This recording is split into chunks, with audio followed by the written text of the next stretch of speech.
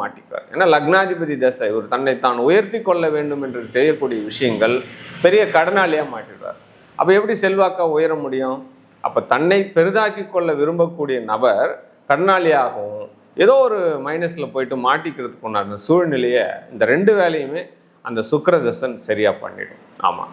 அப்போ 2க்குரியவன் 5க்குரியவன் தசை நடக்கும்போது, புதன் தசை நடக்கும்போது பெரிய அளவில் வெற்றிகளை ஈட்டுவாங்க, செல்வங்களை ஈட்டுவாங்க, பெயர் புகழ்களை ஈட்டுவாங்க. இந்த காலகட்டத்தில் தான் காதல் திருமணத்தை ஈட்டுவாங்க. ஆமாம். 2க்குரியவன் 5க்குரியவன் 7க்குரியவன் எவ்வகையிலாவது இந்த தசா புத்திகள் அந்தரங்கள்லாம் சூழ்ச்சி நடக்கும்போது தான் கல்யாணம் ஆன பிறகு நடக்கக்கூடிய இந்த தசா வரும்போது அப்படிதான் இல்லீகல் கனெக்ஷன், அப்போ லவ் எஃபெக்ஷன் வருது, அப்போ லிவிங் டுகெதர் வருது, அப்போ ஓரின சேர்க்கை வருது. இந்த மாதிரி விஷயங்கள்லாம் இந்த ரிஷப ராசியினருக்கு இதுக்குள்ளே வந்துடும் இந்த சப்ஜெக்ட்.